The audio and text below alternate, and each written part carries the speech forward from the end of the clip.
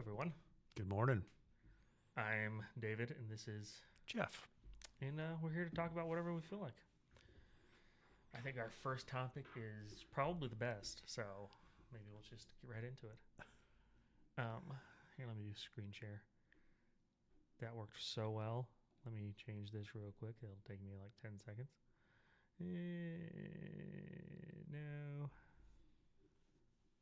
No. Okay, maybe it won't take me 10 seconds. You want to just start over? Nope. There we go. Sorry. No, we're a real podcast. We know what we're doing. Okay, good. So, Wyoming Rangers have stopped blowing up dead horses due to wildfire risks. So it's just the thought process I have when I read something like this is, okay, first off, why are they blowing up dead horses? Well, because grizzly bears wouldn't come towards the dead horses if they were blown to tiny little bits.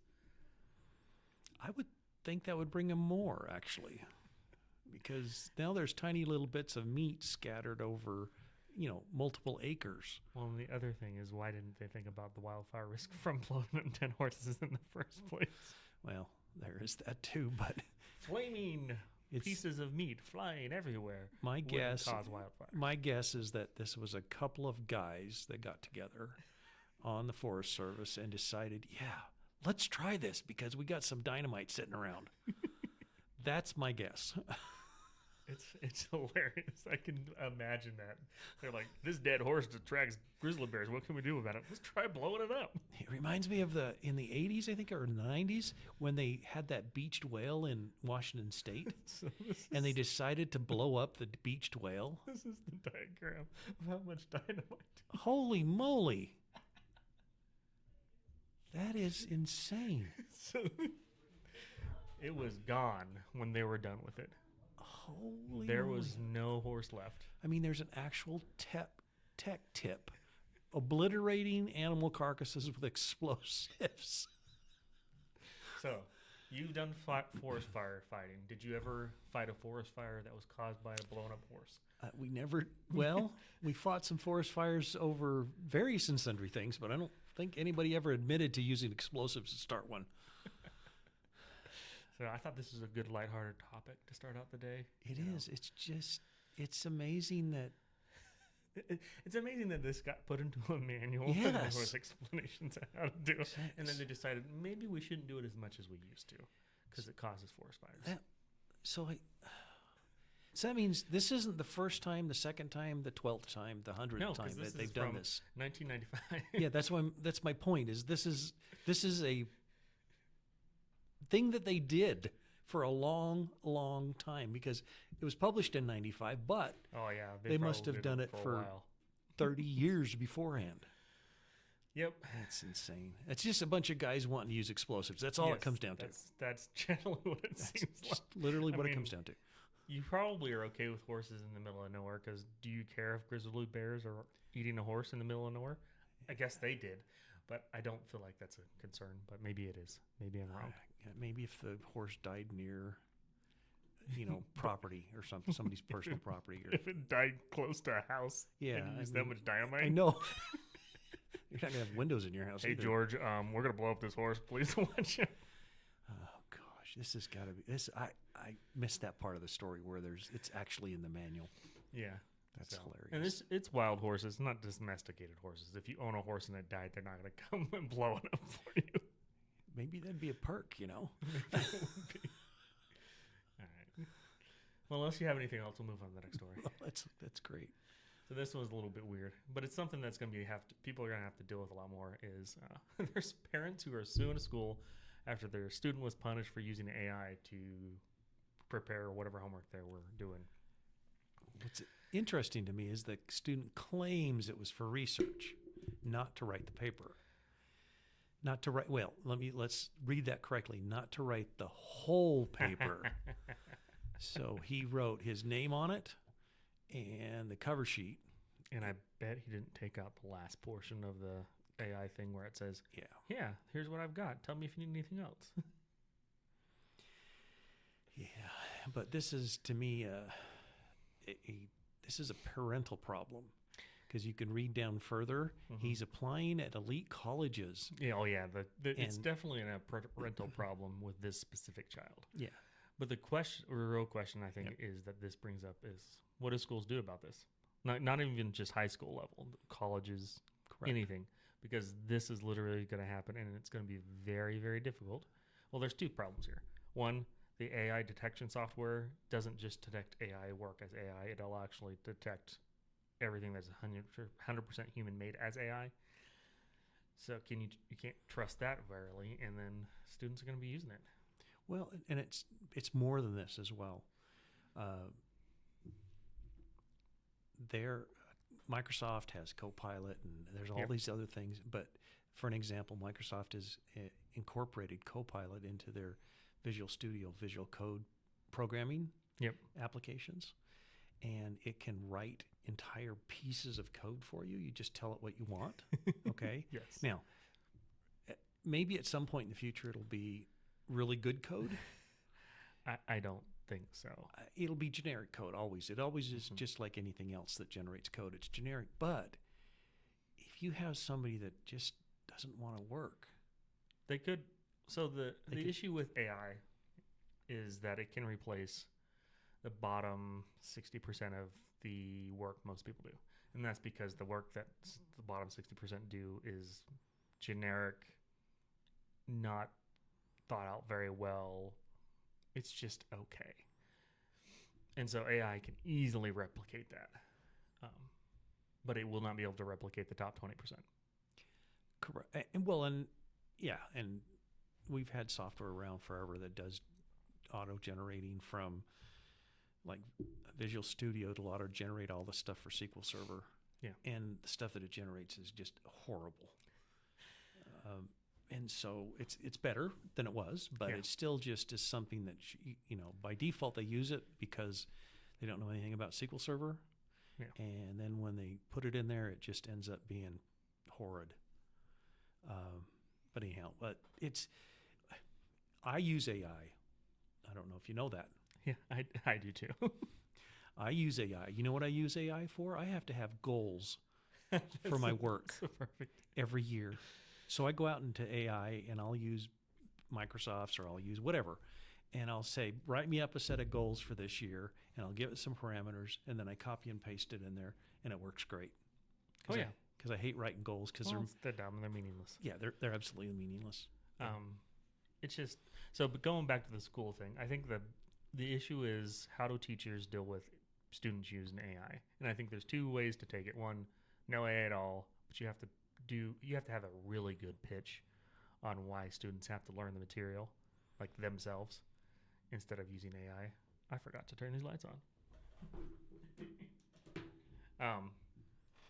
Or you show them how to use AI and make it a benefit to you, because they're going to use it anyway. And so I don't know if you can ever stop them from not using it.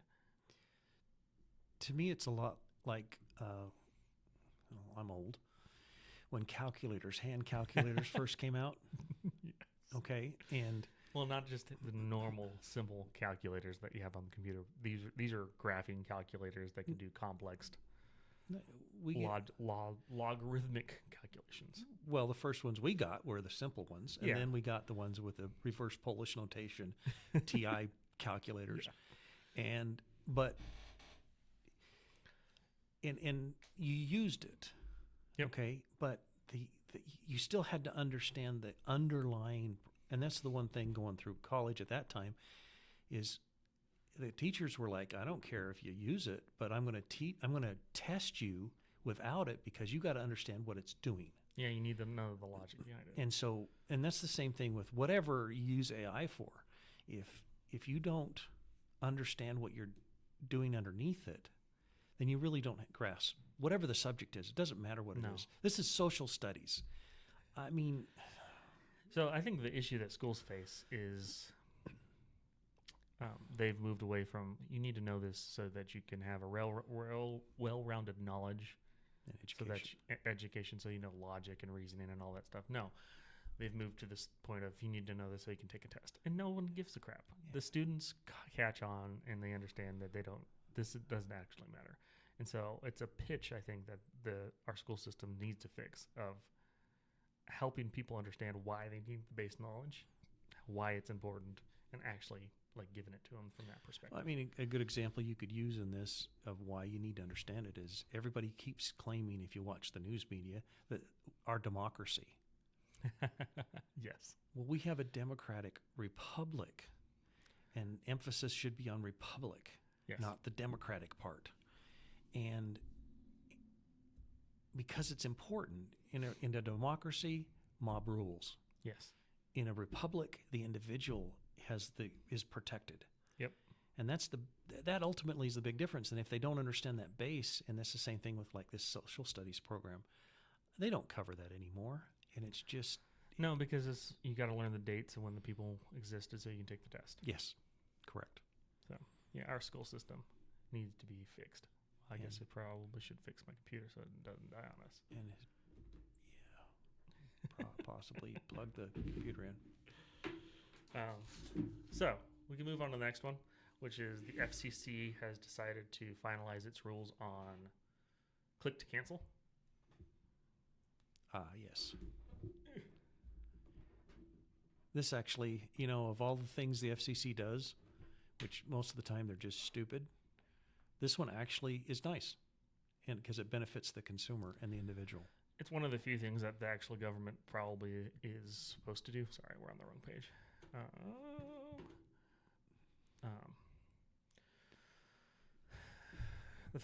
The government in general exists to protect individuals' rights versus each individual and versus companies' right. That's the whole point of the government, is to help keep our rights in existence.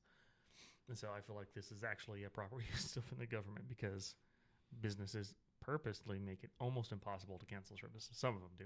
The shady ones, well, Comcast does. Comcast is super shady. Yeah. Well, yeah. So make it essentially as easy to unsubscribe as you subscribed, I think, is actually pretty good. Yeah, and it'll be interesting to see how they push this through and implement it and force the implementation. And hopefully you can, without having to sue a company, you can force them to take you off the... Yeah, they need to have a way for you to essentially report a company. Yeah. So I think it's a good thing. Yeah, I agree. In general. I'm surprised. If you look at the number of complaints, it's funny. It says rules apply to almost all negative option programs for consumers. So they exempted their buddies again? Probably. More than likely. But in general, it's not a bad idea. Yeah. So we'll see what happens. But I think it's moving in the right direction. These are the things that the government should be doing, is making it so that our rights are protected. All right. The last one that I have on my list, other than our surprise one that I listened to last night, X is changing the block function. There's been a lot of controversy over it. What are your initial thoughts now that you remember what it's about? So there's people that I don't care, but some people care about individuals not being able to see any of their posts. Yes. Not being able to see them. Correct. And this is what they've changed, is that they will now be able to view them. They won't be able to engage in them at all, but they'll be able to still view them. And so certain people it's going to affect. I think the majority it won't, because I don't care if they see it, but you shouldn't be posting anything you care that if a certain individual sees. The pushback I've heard from people who are influencers is this is going to help their stalkers out. And that's the one thing, right? But honestly, it doesn't stop them from stalking you. The old block button. Because you can just sign up with a new account and just keep going. So I don't know. It's going to change the dynamic. In general, I think it's a good thing, especially for politicians. They shouldn't be blocking people anyway, but they do. Or public figures. Stalkers are going to be stalkers, and they kind of suck. So I don't know if the old block actually stopped them from doing it, but some people say that it did, so we'll see what happens. Yeah, I can't imagine that it would make a difference. I understand their concern, but at the same time, yeah. Yeah. All right. So our last topic of the day is the Joe Rogan interview with Donald J. Trump. That's was so happy that he actually did it. Like beyond like stopped using like Joe Rogan is one of the most popular podcasters for young men as well. Part 2 is it is a 3-hour sit down interview. Those are probably one of the best types of environments for you to actually get to know someone or something about someone, because you're not rushing through a list of questions. Well, and on top of that, not only you're rushing, that's long enough that you can, what you really think comes out. Correct. So Rogan, well, why do you think that? Well, yeah, what about that? And he'll just give these leading responses back to him, and not just to Trump, but to everybody. It's where they are able to, okay, now I have to flesh that out a little more. Well, what about that? Bring that back up. Let's flesh this out. So he gets to, for in that 3-hour window, they can really... They cover a lot of things, but like you said, they do the flesh out ideas. And one of the things that I found out, and I kind of guess had an idea about it before Joe Rogan talked to him, but why Trump talks the way he does. What I mean, he calls it the weave, and what it is he'll start talking about the topic that was asked, and then he'll give you like 3 different stories, and then he'll come back to the topic. And he says because it's boring otherwise. Well, it's kind of what we do. That's correct. It's kind of actually that's a conversation. That is a conversation. That's the difference. That's actually what we do in our conversations. We'll have something pop into our head that tangentially relates to what the subject is, and then we'll go on this little bunny trail for a bit, and then we'll eventually work our way back, or enjoy the bunny trail and not ever get back. Correct. But, yeah. So I think it was interesting to get a clarification from him why he does it. And he's like, well, also you have to be smart enough to be able to get back to the original topic.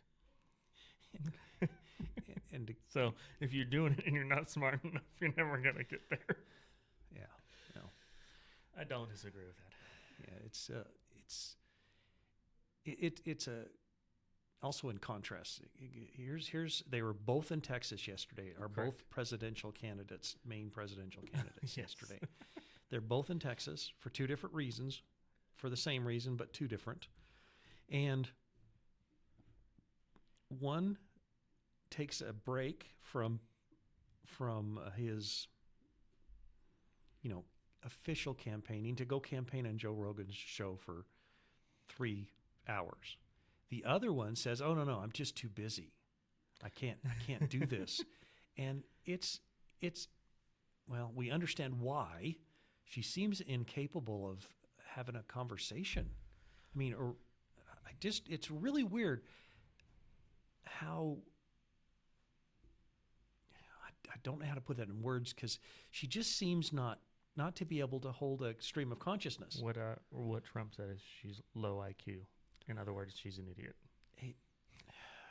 And I guess if you look at her background, we listened to a podcast. Yeah, it was about an hour long. I think it was Tucker Carlson. Yeah, it was his where he interviewed Harmeet Dillon. Yes. And she's a attorney from California, and she's been around peripherally Harris for, I don't know, what was decades? It? Yeah, decades. And if you want to listen to something about Harris's background, listen to it. It was shocking, and I'll put it in the show notes. It made sense, somewhat made sense. She's never been challenged. No, she's gotten everything on a silver platter without trying. Yeah, and so now she's being challenged. It's really who she is coming out, and it blows me away that somebody. I mean, she's a couple of years younger than I am, believe it or not. Yeah, she doesn't have the wonderful beard that I do, but you never know. That would be weird. Yeah, but it might work for the Democrats. Though. You never know. It's true. Anyhow, and she's unable to hold a conversation. It seems like, and I've never met her, never met Trump. I don't know either of them personally. Don't know any. All I know is what I see. But she seems incapable of holding a normal conversation. Now, correct. I'm not saying she can't have a conversation, but a normal conversation where you sit down, you eat dinner with somebody, and you talk through the entire dinner. Yeah. And just about whatever you want. Yeah, about whatever you want. And it just rambles, but at the same time, things are connected. Your comment's connected to my comment's connected to the neighbor, and it's you all do the weave. Yeah, there you go. You do the weave. Maybe that's what he's talking about with his hair too, but I don't know. Could be. No, it's correct. She doesn't. She seems afraid to answer any question with any honesty at all, as well. So she doesn't seem to be able to put two thoughts together to answer a question, but also she doesn't seem to be able to answer a question in any honesty at all. So maybe she is the best politician that is out there, because literally no one knows what she believes. No one knows what she thinks. No one knows. And that's what most politicians, that's what's so refreshing, believe it or not, about Trump, at least to me, is that at least he'll tell you what he thinks. That was one of the comments. So Joe Rogan asked him, why he got so popular or whatever. And Trump's like, I honestly don't know so much. And Joe's like, it's because you said a lot of weird crap. It's true, though. And that was the other thing he mentioned is he said, well, at least with you, we know it's you. Like, that is what you think. Yeah. That is what you think. That's what you believe. Don't have to agree with you, but we know it's actually you. No other politician is that way. I guess there's one thing we know about Kamala Harris. One thing that she's for. One. Yes. I mean, there's the only thing I can think of that she's for, and she's come out being for. What's that? And that's abortion. Oh, yeah. Well, she is for... And trans rights. I guess there's two things. Abortion, trans rights. Oh, yeah. No, not just trans rights. Trans rights for illegal immigrants. Yeah, well, but that includes that. Yes, but those are the two things. Of all the things to say you come out and say you're in favor of, that's crazy. I mean, those two things are so destructive to society in general, because our society is built, and this is where the U.S. is really struggling right now, and that is society is built on the family. It is. Mother and father and children, and those children being raised by mother and father. Society through history has been on that. Correct. We are in a world of hurt in the U.S. because we have decided that that's not necessary. Yep. And that's... Well, no, I think it's a little wrong there, because it's not... Our culture says it's wrong, not just unnecessary. A large swath of our culture says it is evil to have a family. Yeah, it's true. And it's changing now. You can see with the percentages of popularity that Trump has with young voters and stuff that they are rejecting it. And I really do hope that he sweeps in November, which is only like 10, 12 days away. Yeah, it's not very long. And, we didn't bring this up, and I just saw this. What's that? The Fifth Circuit Court, so you might want to see if you can find it. The Fifth Circuit Court just ruled yesterday that all of the ballots must be counted on Election Day, November 5th. If they come in just counted, received by. Received. And they have to be received by and counted on November 5th. They cannot, I think it's not counted, it's just received by. They cannot count ballots that are after that. Yeah, that's this one here. Well, I'll have to take Reuters isn't great, but whatever. Yeah, so that is a big deal. That's a huge deal. That was the other thing that got brought up, right, is the 2020 election stuff and how people constantly say that Trump denied the election. And to start off that conversation, Rogan pointed out the fact that every election before the 2020 election has been called unfair or illegitimate by the Democrats when they lose. Absolutely. Every single one. This is not a new thing for people to do. The difference is there was a lot of shenanigans in 2020. And the two things that Trump brought up and Rogan did is, one, the Hunter laptop story. If you don't think there was election interference, then you're an idiot, because the Hunter laptop story was suppressed by literally everyone. 52? At the request of the government. At the request of the government.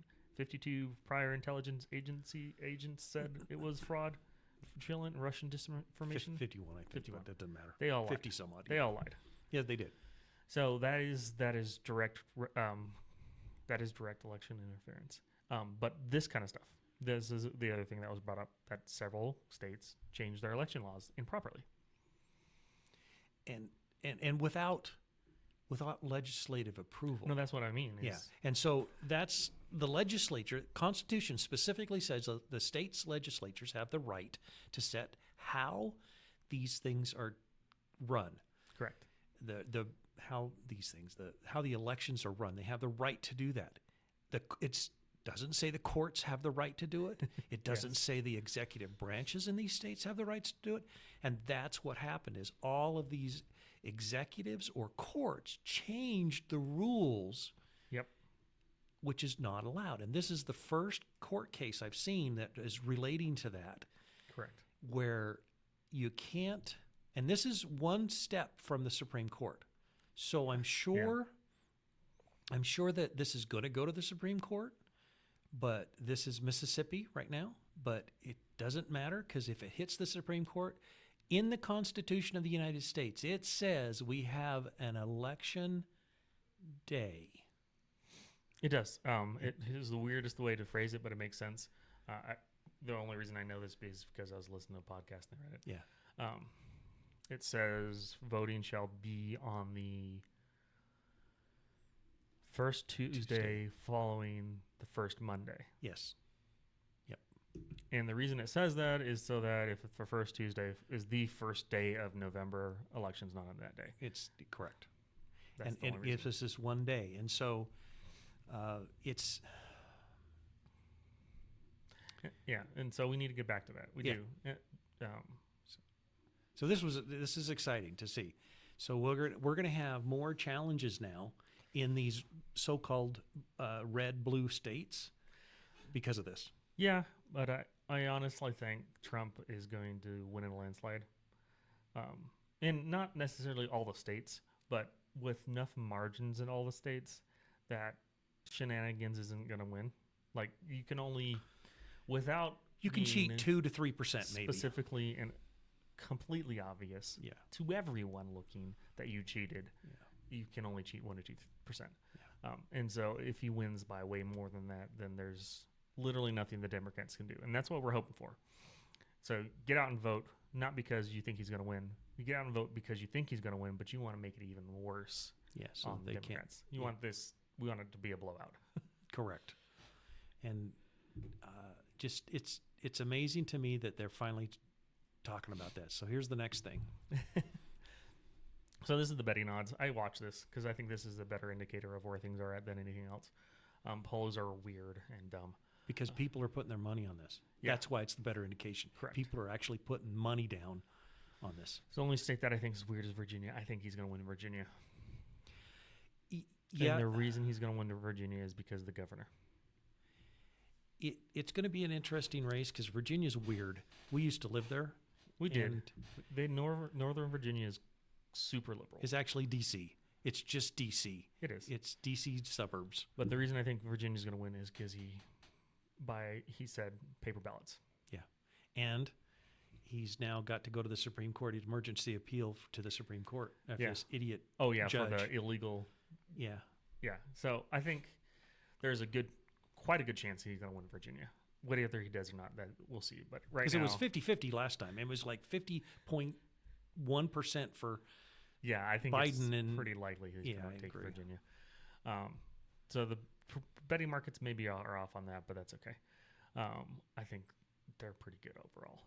But Nevada, I saw just this last week, was a huge lead in the early balloting for Republicans, which is like huge. Unheard of. And a bunch of these other states, the same. Pennsylvania is one of them. Oh, yeah. Where there's this lead and it's never happened before. And it just kind of blows everybody away. The Republicans are leading in it.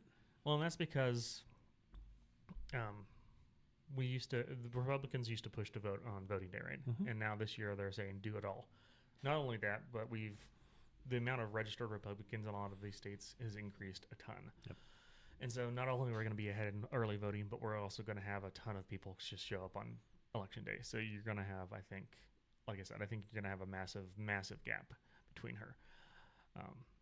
It's going to be super weird to see, I think. Well, and in Michigan and Pennsylvania it'll be interesting to see what happens in those states because so it'll be interesting. I think he's also going to be real close in New York. That'll be funny. If I really do. It makes sense because he's from there and people love him, and I don't care how he's been vilified. You can only say somebody's Hitler so many times, and then people start ignoring it. Well, that's the other thing with her campaign strategy is I've been listening to some podcasts about her is she was trying to run on some policies. It wasn't working at all. And now her pitch to the American people is, he's Hitler. I'm an idiot. Because the way you say that he's Hitler makes you sound like an idiot. Well, it sounds like she's learning from Tim Walz. Oh, yeah, I'm just, what did he call himself? I don't remember. It was some stupid name, I'm just an idiot or something. And he didn't use the word idiot. I don't remember what he called himself. And it's like, you can disparage yourself in a funny way and be okay, but as a politician... Self-deprecating humor is great. Like Trump does it. One of the best things he's done is he's gone on stage and people, tease him about his orange glow. And he's like, man, these lights, they make me look orange. But that's relatable too. But when you say, I'm just a knucklehead, that's what it was. That's right. I'm just a knucklehead. Well, Mr. Knucklehead, I don't want a knucklehead for vice president or president. And calling yourself a knucklehead doesn't answer the question of why you lied so much. Yeah. So there's a difference between idiocy and just being a liar. And idiots don't necessarily... Honestly, most idiots don't lie that much because they're not smart enough. Because you got to remember. You have to have a good memory when you lie. Yeah. So we'll switch to the Senate. You were going to switch to the Senate. That'll be our... We can end on that. So I like to listen to podcasts to different people who are smarter than me. Right now, betting odds say we're going to take the Senate. I think that's pretty accurate. They're not so sure on the House. Honestly, if Trump wins, I think we take this House and Senate. Yeah. And the Republicans have control of our federal government, which would be nice. It would be. Whether they actually back Trump this time or not, because the last time they did that, they didn't back Trump. They stabbed him in the back. I think they will because not only so in the last couple of weeks, apparently in several blue states where senators and Democrat senators and House representative people are running, they've started putting out ads saying that they specifically support Trump's policies. Yeah, I've seen it too.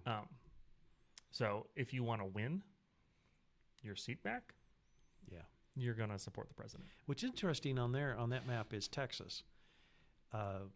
Couple things. Ted Cruz, is running, and this other unknown is running against him. One of the interesting things about Texas is that our hopefully this is the last time he's the leader or in the Senate at all. He retires, Mitch McConnell. He has refused to give any Republican money to Ted Cruz. Yeah. So this guy needs to be kicked out immediately. It's just insane. So hopefully with all the new wins in the Senate, we can get him kicked out. What does it say about Wyoming? Is that Tester? Is this one? This? No, it's not Tester. Look at North Dakota. Mm-hmm. One of them up there. I don't remember which one it is. There it is. Nope, Montana. There you go. Oh, good, because Tester's an idiot. Oh, gosh. Anyhow, sorry. We don't need to call names, I suppose. But why not? We can call them names. Anyhow, this is going to be an interesting time. We've got 10, 12 days left. So our next podcast will be after the election? Yes, it will be after the election. So we should... Also, it might not be because it might be a week after that because my anniversary is the day before that weekend. Who cares about that? I mean, come on. All right. Well, I think that's all we got for the day. We'll land the plane there. Like and subscribe. Please. We'll throw links in our description. And we do have a Twitter now, so we'll actually post the links to our YouTube on the Twitter until we figure out how to post the videos to Twitter. So I'll go ahead and just post all our episodes so far there. And we'll share them there. So thanks for listening. Thanks. Bye. Bye.